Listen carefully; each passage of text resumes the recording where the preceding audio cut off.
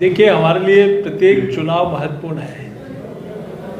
कर्णपुर चुनाव, चूँकि चुनाव के दरमियान कुछ परिस्थितियां बनी, अब वो वापस चुनाव हो रहा है, तो हम सब लोग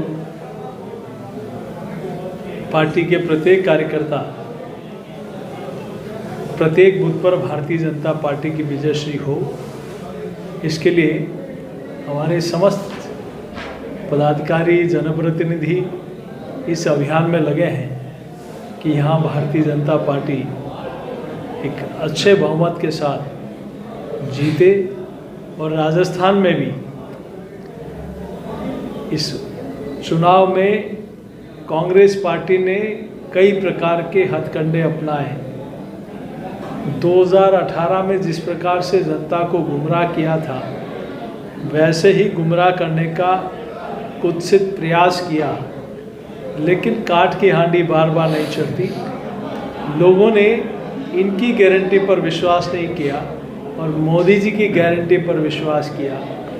और ये सच्चाई है कि मोदी जी ने जो कहा वो करके दिखाया, असंभव को भी संभव करके दिखाया। ऐसे अनेक काम हैं जिसके प्रति लोगों का अटूट विश्वास है। इसीलिए देश की जनता के मन में एक ही भाव है, सपने नहीं हकीकत बुनते हैं, इसीलिए लोग मोदी जी को चुनते हैं।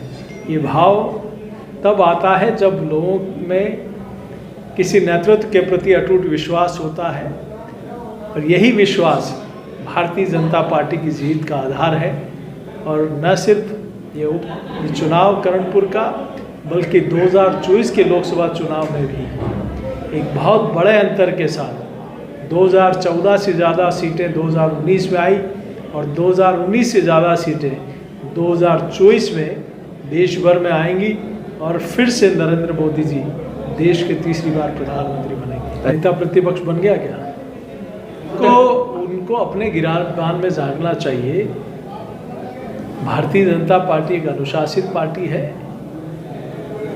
यहाँ माननीय मुख्यमंत्री जी और 2 मुख्यमंत्री जी का शपथ ग्रहण समारोह हो गया, और बाकी शीघ्र ही मंत्रिमंडल के विस्तार की जानकारी, मंत्रिमंडल के गठन की जानकारी भी आप लोगों को मिलेगी। मैं कह सकता हूं कि भाजपा ने जो कहा है वो निश्चित रूप से होगा, और आदरणीय प्रधानमंत्री जी ने समीक्षा की बात की है, तो जल्द ही माननीय मुख्यमंत्री जी इस विषय में चिंता करेंगे, और आदरणीय प्रधानमंत्री जी ने कहा है वो निश्चित रूप से होगा। देखिए, मंत्रिमंडल गठन, चूँकि एक छोटा मंत्रिमंडल अभी आएगा, उसके बाद एक्सपांशन होगा।